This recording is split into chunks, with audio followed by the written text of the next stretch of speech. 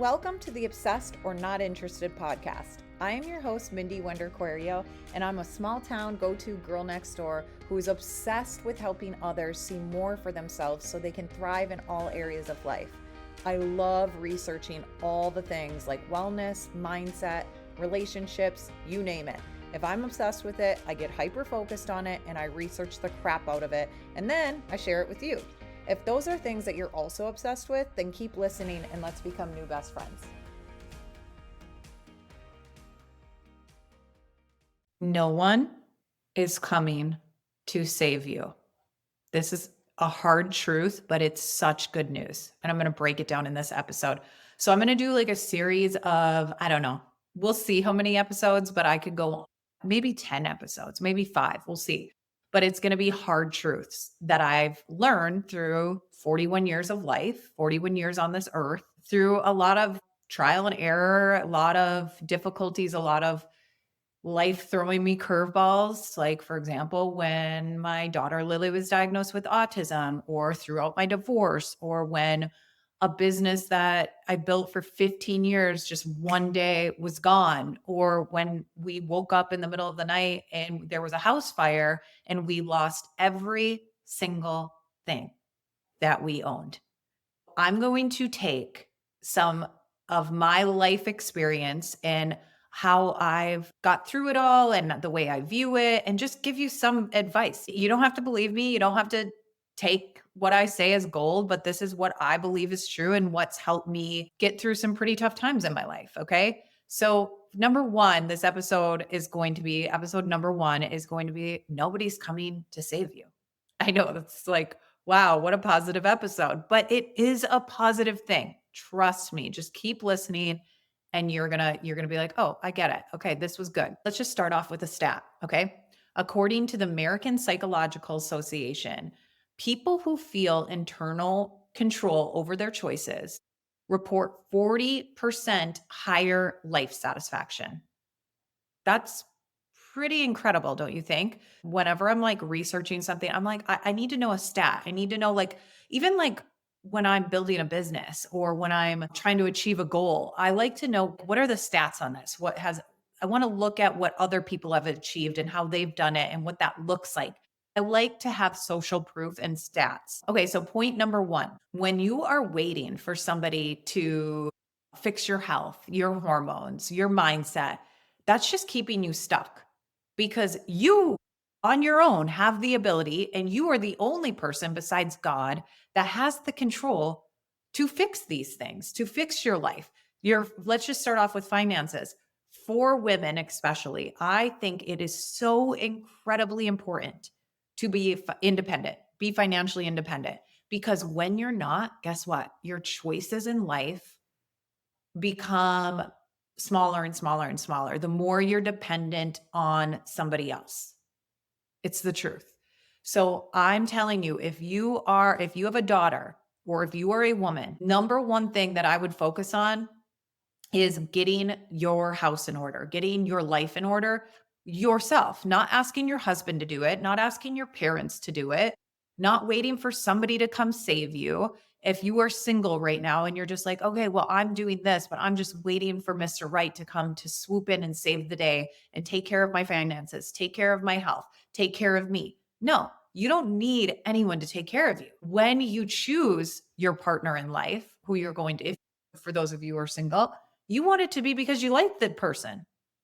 You don't want it to be because you need the person, because then what if that person ends up treating you very poorly or abusing you or cheating on you or whatever the case may be, and you can't leave because you've put all of your eggs and all of your independence, you've given your independence away, you've given the control you had away, and now you can't leave because you think there's no way out because you rely on somebody else to take care of you. Okay. Same thing for our health. For example, think about me. My daughter Lily was diagnosed with autism. Okay. And she is 13 now, but when she was 15 months old, I went in there and I was a sheep. I was a sheep. I was looking for the doctor to raise my children, to tell me what to do, tell me like to take care of their health. I was giving their health I was putting their health in a doctor's hands instead of trusting my intuition and my gut. And that is true. The energy is a real thing. Your intuition, especially as a woman, is a real thing. Okay. So I was giving that away. So when she was diagnosed, and I was like, okay, tell me what to do. I'll listen to anything you say. Tell me what to do and I'll do it. And they were like, there's nothing you can do besides getting her into speech therapy. And she probably will never speak again, but if she does, she'll only be able to get the words that she once had back by going to speech therapy once a week.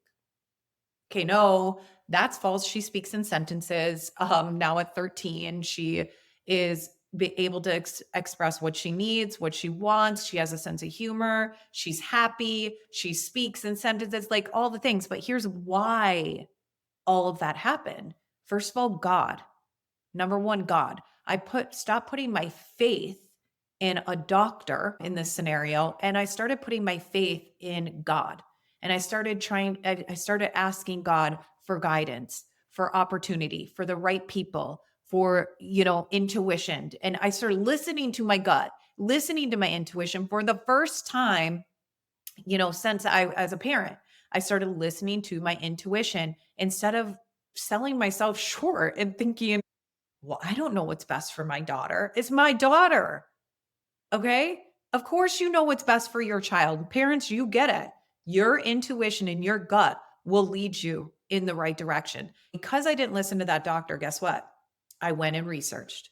I went and read all the books. I read all the articles. I found different doctors, different specialists that actually have, and I don't mean a doctor doesn't have any education on autism, but finding a doctor that has experience, education, extensive education on this topic, and maybe look at things in a different way, in a biomedical way. And that right there, that me trusting my gut and going down that path instead of the path that I was getting sent down, that was me trusting my gut and taking matters into my own hands. And I never will trust, I don't care if you're a biomedical doctor, I don't care. I don't trust anybody in a sense of giving 100% control. Even if the best autism specialist tells me all of these things, I want to sit on it. I want to pray on it. I want to check how I feel about it in my gut and my intuition. But I also want to do my own research on it. I just want to know. I have to know about it. I'm not just going to be like, yeah, tell me what to do and I'll do it. Okay, yeah, sure. That sounds great. I'm going to just do it blindly. I want to research it myself.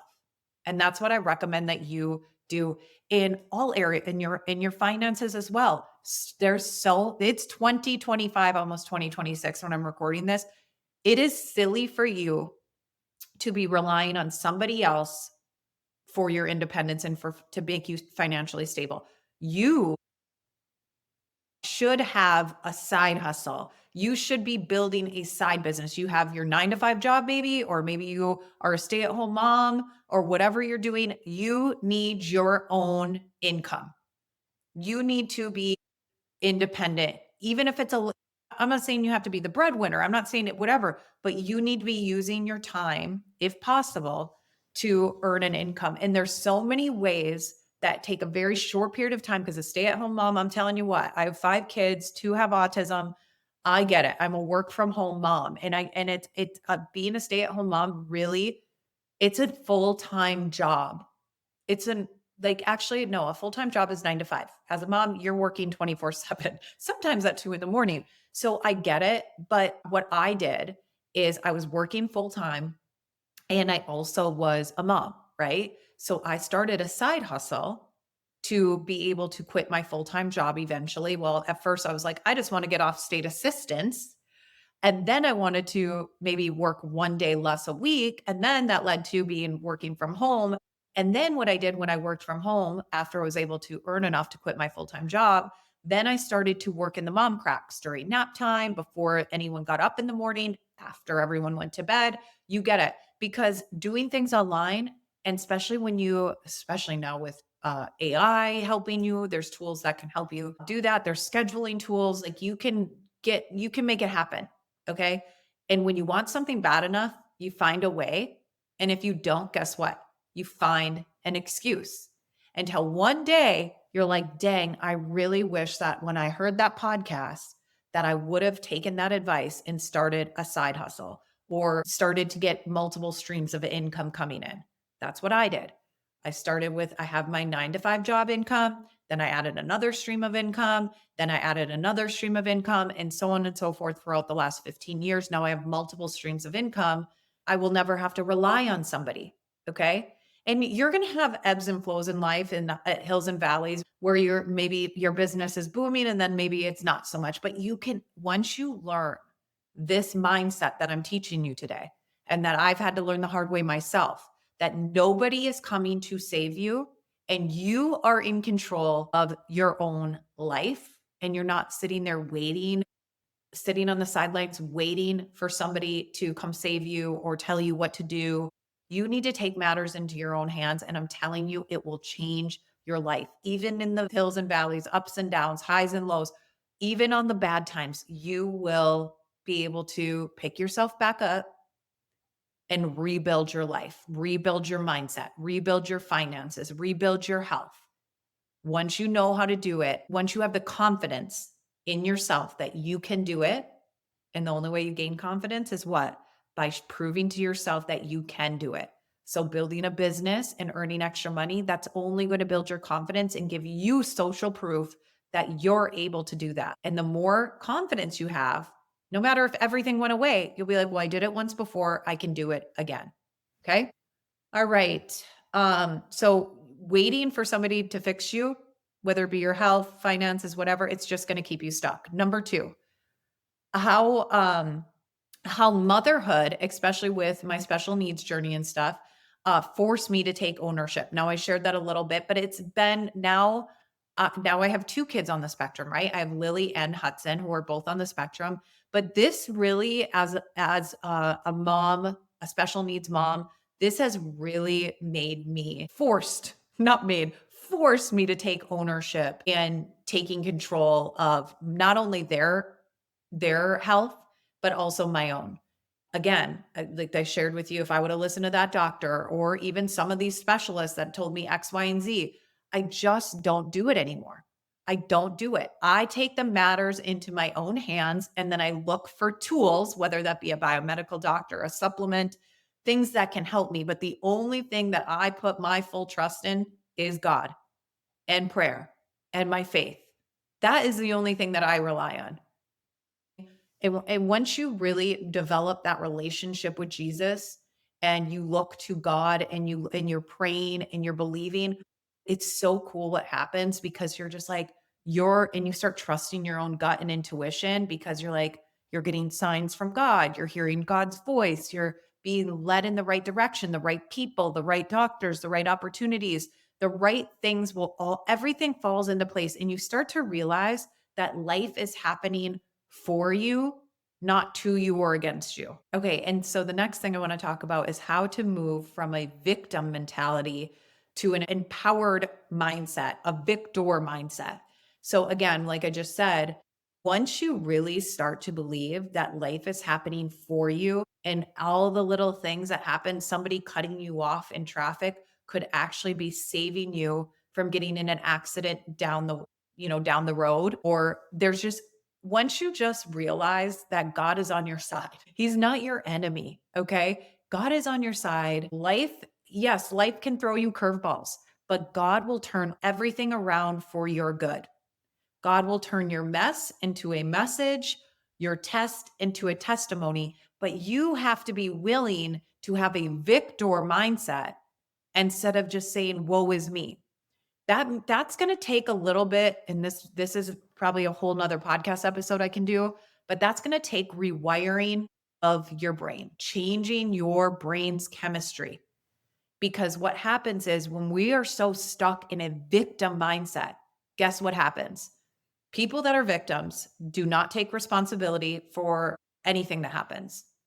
I mean, I have a situation in my life where I watch because I'm very interested in how the brain works. I'm very interested in mindset. I'm very interested in our thought patterns. I'm very interested in rewiring the brain. And because of that, when I'm at this situation and I'm watching this person I'm watching it in real time, this person that no matter what happens, it's always somebody else's fault. And this is an adult. And by the way, we can all get trapped in the victim mentality.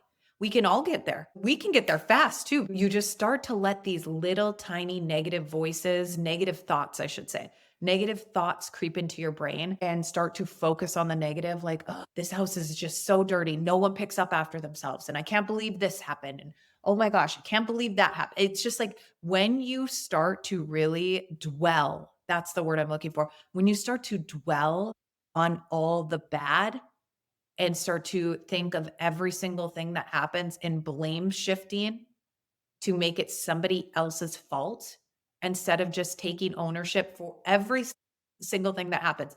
Even if there's a situation and you were not at fault, focus on the 1%, the 1% that you could have done differently to make it better. I remember Jennifer Aniston said this in an article when, and I don't know this whole story because I don't remember. It's so long ago. It was when she was with Brad Pitt, going through the divorce with Brad Pitt. And somebody asked her, a leading question of trying to get her to bash Brad Pitt because I think there was infidelity with he was in a movie with the new wife, forget her name, Angelina, whatever. I don't know. I didn't follow it too well, but then there was infidelity there. And then he left his wife, Jennifer Aniston, to go with this person. And then all the things that happened. And so people were asking her in this article, basically trying to get her to bash her ex. And she said, you know what? I really think that me focusing on what somebody else could have done differently or who is at fault for what, I don't think that'll serve me. I think that will get me trapped in the negative and get me trapped in something that is out of my control. So I've tried to focus on what is in my control, even if it was 1% of the situation that I was at fault at. I just forced myself to only focus on the 1% that I was responsible for because that is the only thing I have control over and that is the only thing I can improve on. And I remember reading that. I mean, think of how I must have been so young. That was so long ago. And I just was like, I love that. There's nothing more attractive to me than a person with self awareness. There is nothing more attractive in a human being than somebody who takes responsibility for their actions, their faults. I swear, I love people that instead of getting reactive or defensive or blame shifting, they just sit for a second. They're like, oh, actually, yeah, I shouldn't have said that. Or actually, I shouldn't have done that. Or I'm really sorry for saying that. Because guess what? We're human. There's only one perfect person that ever walked this earth, and it was Jesus Christ. We are not Jesus, right? So, yeah, we're going to mess up. We're going to say things we shouldn't have said. We are going to do things we shouldn't do. But the difference between a victor and a victim, a victor will focus on the 1% they can improve on and focus on what they were at fault for and be self-aware and take that responsibility, where a victim tries to find any little way where they can blame somebody else, anybody else, and wash their hands of this situation so they don't have to look inward and they don't have to take responsibility. Another thing victims do is deflect. In any situation, if you go to that person and say, hey, this is a situation that I want to bring up with you that hurt my feelings, or what is going to happen in the situation. And if they're immediately deflecting and turning that situation on what you do wrong or what you did wrong in a completely different situation that we're not even talking about right now, that is deflection and that is victim. And guess what? We probably are all guilty of that. Even the victors are guilty of that sometimes because maybe it's a knee jerk reaction or whatever it may be. But here's the thing, once you are self aware and once you take the responsibility that, hey, draw the line in the sand, I want to be a victor. I want to believe that life is happening for me. I don't want to wait for somebody to save me. I'm here to save me, and I'm here to put my trust in the Lord that everything is going to work out exactly the way it should. And I'm going to pray every single day and put out there and thank God. We'll get into that, but thanking God for the things that you want to achieve, that you want to have happen, that you want to attract to your life, thanking God in advance, and then say, and God, if that's not for me, let me know. And we can get into that. But a victor will be self-aware enough to be like, okay, I'm deflecting right now. I need to reel it in. Get back, reel it in, get back on track and take ownership because I realize right now that I'm not acting as my best self and I'm being defensive and deflecting and I need to take ownership. And maybe before you respond to any message, if you're somebody that maybe has that knee jerk reaction to do that, before you go and before you even respond to a text message or respond in a fight, say, I need a minute or don't even respond for give yourself an hour, give yourself 5 hours, give yourself a day before you just respond and really think about it, pray on it, and then ask God how you can be react as a victor mindset, an empowered mindset. Okay, the next thing I want to talk about is faith plus action, trusting God's plan, but taking aligned steps daily. So I have my morning routine. You guys probably heard me talk about it on this podcast before, but I have my morning routine and I go in my sauna and I pray. I read my Bible. I pray. I ask God for guidance. I thank God in advance, like we were just talking about. And then I do my hyper focus routine, which is declarations or affirmations, gratitude, writing down 3 things that I want to achieve and then writing obviously the gratitude is 3 things I'm grateful for. I know Tony Robbins does the same exact thing. I just heard it. It's like, oh, I do that too. And then I create a to-do list for those goals I want to achieve and then a to-do list just like random like folding laundry and things of that nature. And that's what I do. And then I journal. I journal ideas or like things words that God gave me or phrases or anything that I've gotten from when I was praying or doing this routine, I journal about it. There's a page in my hyper focus journal that's that whole routine. And the next page is a blank page for journaling. So faith plus action. Okay, so trusting in God's plan, again, asking God for guidance when you're praying, asking God, Lord, direct my every step. Tell me where you want to go. My goal right now is to be more financially independent. My goal right now is to be more take ownership of my health and stop just giving it away. My goal right now is to rewire my brain. And so help me do that. Take away negative thoughts. Help me not focus on dwelling on those negative thoughts because negative thoughts turn into words and words become actions and you attract more of that into your life. And I don't want any of that, God. So please, God, help direct my thoughts, my actions, my words. So I am operating as my best self and help me guide me that all the steps that I take, all the decisions that I make today, everything that I do today is in alignment with your plan for me. And then I personally, how I'm taking ownership, we're not going to just sit back and be like, well, I prayed about it. So I'm just going to wait for God to make that happen because I'm spoiled. We are spoiled. Okay. I get it. We are spoiled by God, but I'm sorry. I'm a realist. You're going to have to take action. Action creates motivation. Okay. Taking action is going to attract more of the right opportunities, more of the right people, more of the right thoughts, more of the right energy. You're going to be attracting the right things, but you have to take action, even massive action, and make sure it's aligned with God's plan. Okay. Your massive action can't be something that doesn't feel right or in your gut, this is wrong. And this doesn't, you just get that gut feeling. You trust your intuition. If it feels right, you're on the right path. If it doesn't feel right, you're probably not.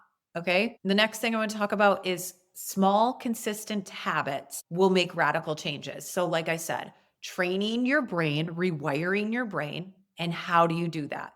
By your consistent daily habits. So, what are some of those habits? Writing down and speaking declarations or affirmations over your life every single day.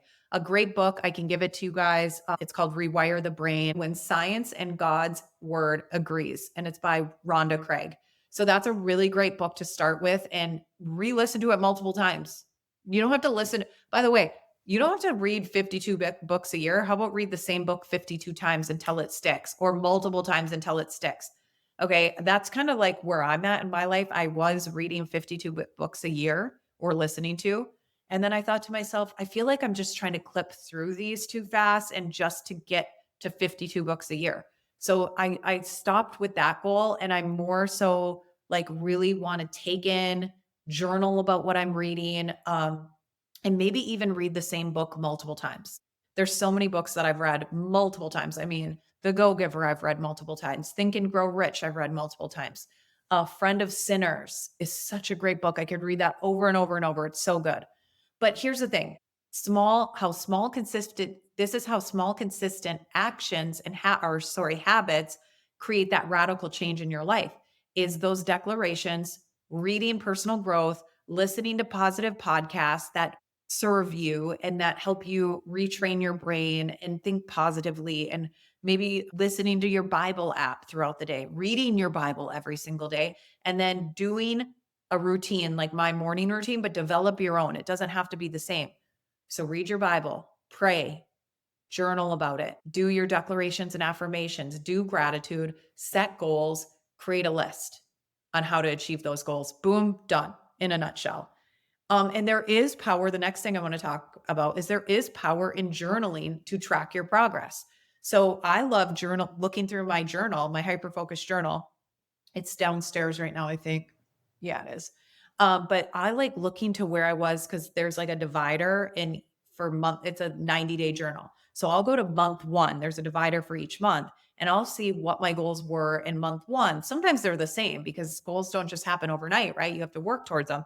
But I look at the things that I was journaling about in month one and to how far I've come already in month three. And I'll even take old journals out and look at those. I have journals when I first started goal setting in 2010, and I love looking at those. Now they're burnt in my house fire, but I used to love looking at those and just seeing like, wow, how far I've come. Like this was such a huge goal to me. And now, you just grow through doing these consistent habits every single day, journaling to track your progress and to get you have a lot going on up here, especially if you have ADHD like me, there's a lot going on up here, getting it out on paper. Okay. The next thing I really want to talk about, and I'll keep it brief, but we got to teach our kids this. We need to teach our kids accountability by modeling it, but also by the things that we're doing with our kids. Like if we're always showing our kids, like, that isn't my fault. I didn't. And you're showing your kids that you don't take responsibility for any of your actions and you're blaming them for you being late. You're blaming them because of whatever happened, and you're showing that you have no self control in how you are speaking, how your anger's coming out, how you talk to them, how you're blaming other people for your actions, even in driving a car or teachers at school. And you're teaching your kids they don't need to take responsibility. But also, if you're not taking responsibility, you're teaching your kids that that's the adults that you're going to raise. That is children, the children now that are living in your house watching you be this person. That's the adult they're going to become. Okay. You are the example. Be a good example for your children. Show them that you have self awareness. Show them that you're taking action. Show them that you're not waiting for somebody to save you. Show them that you're an independent person and that everything is figure outable. That's what I tell my kids. And I also tell my kids how you do anything is how you do everything. I've done podcast episodes on that. But I also, when Lane was small, obviously I'm not going to compare to Hudson and Lily because things are a little bit different with them on the spectrum.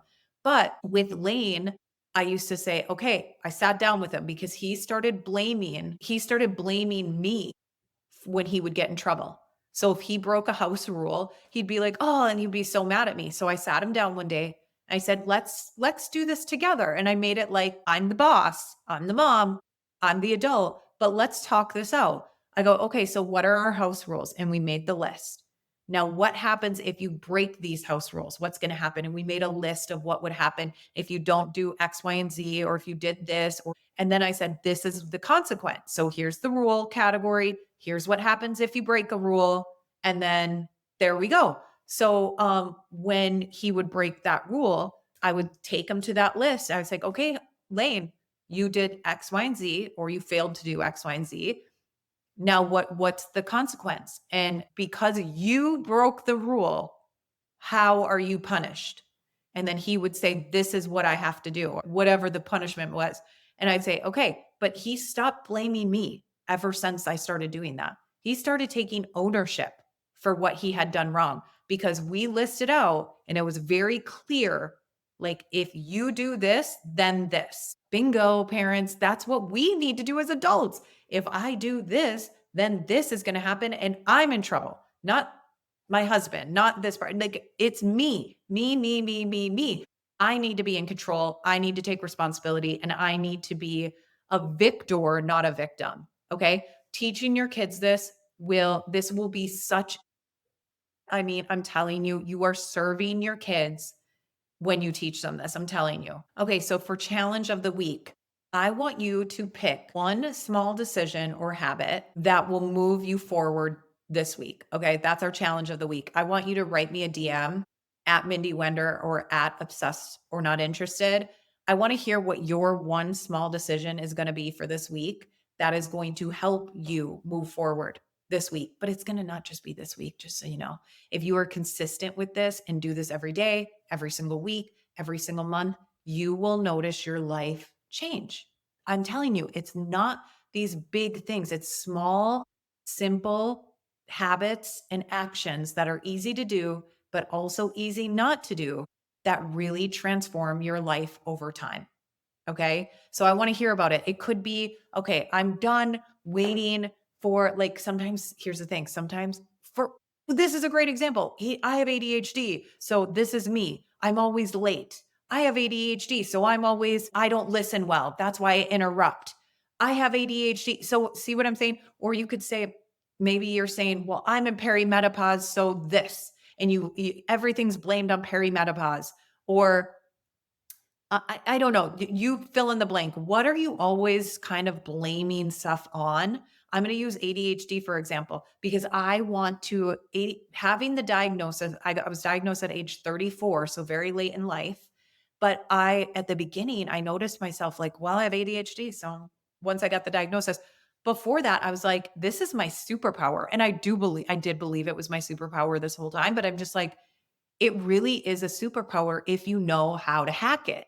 You need to like kind of be a hacker of whatever the thing is. So hack, if you have perimenopause, what is something that you can do this week that you don't just blame everything on perimenopause? How about we try to figure this out? What is something that you could do to get better sleep or to, regulate your cycle or whatever? I have a podcast on how to regulate your cycle. I have a supplement that I take called Hydrate Detox that helps balance all this stuff out with your digestion, bloating, energy levels, detoxing, all that stuff. I have a supplement I take that helps with that. So I did the research to figure it out and hack this stuff. I did the research and read books on how to hack ADHD to make it work for me, not against me. So what can you do? This is your challenge for the week. What is something that you could do? First of all, identify the thing.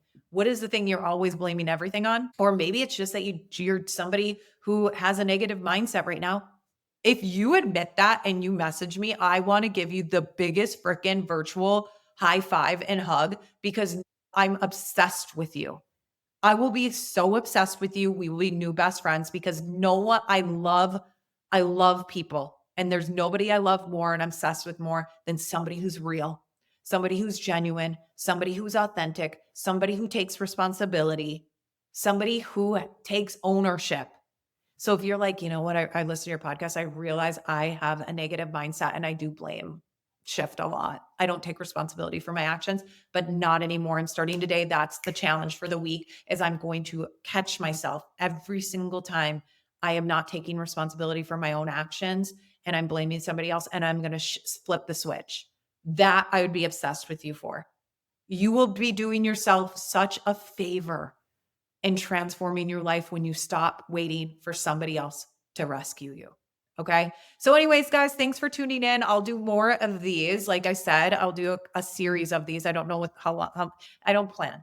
So, we'll see how many series this is going to be. Maybe 5, maybe 10. We'll see. But I would love for you if you'd go on Apple Podcast app and if you could leave me a rating and review that helps other people. If you found this helpful, other people like you that might be interested in this, helps them find it so they can hear it. I would love for you to share this on your social media. That also helps people find the podcast and also helps me, to help my podcast be seen by more people. I hope that you guys enjoyed this. I hope that you guys will DM me to let me know what your challenge of the week will be. And I will talk to you next week. Seriously, thank you so much for listening to this episode of Obsessed or Not Interested podcast. I love connecting with you on social media. So if you guys want, please shoot me a DM at either our podcast Instagram, which is at Obsessed or Not Interested, or even my personal Instagram, which is at Mindy Wender. I check them both, so either is fine. Oh, and truly, if this has helped you even 1%, if you could do me a huge solid and leave me a rating and review, that would mean the world to me. When you guys do that, here's why I really love it. It's because it helps the podcast be able to reach more women who want and need this. So truly, that is like the best compliment you could ever give me, is just leaving ratings and reviews for this podcast. Anything that I talked about in today's episode, any links or resources, you will find that in the show notes. Thank you for listening to today. Can't wait to chat more in the DMs, and don't forget to tune in next Tuesday.